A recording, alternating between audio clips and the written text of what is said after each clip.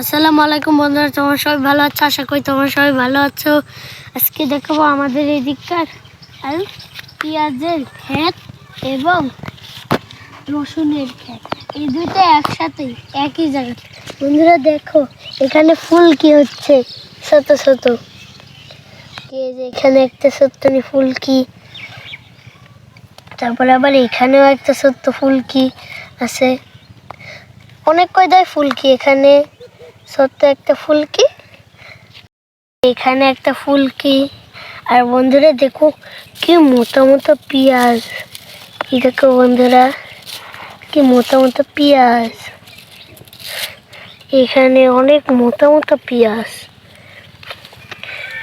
অনেক কয়দায় ফুলকি ধরেছে। বন্ধুরা জানো যে পেঁয়াজের গাছ আছে না, ওগুলার পাতা এরকম গাঢ় সবুজ কালার হয়, আর যেগুলো রসুনের পাতা ওইগুলা হালকা সবুজ।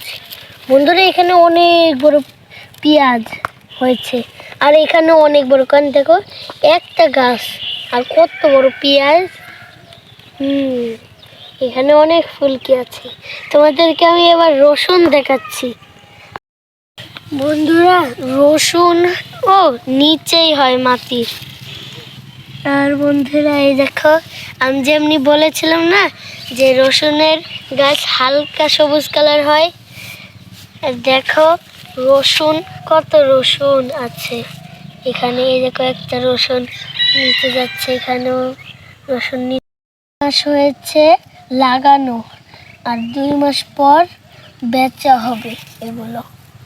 বন্ধুরা দেখো অনেক রসুন। এখানে অর্ধেক ক্ষেতের মধ্যে না পেঁয়াজ লাগানো হয়েছে, আর অর্ধেক ক্ষেতের মধ্যে রসুন। এর নিচে তাকালে একদম গাঢ় অনেক রসুন আর অনেক পেঁয়াজ। উপর থেকে দেখলে না একদম ভালো করে বোঝা যায় যে কোনটা গাঢ় সবুজ কোনটা হালকা সবুজ। এখানে দেখেই বোঝা যাচ্ছে কোনটা গাঢ় সবুজ কোনটা হালকা সবুজ।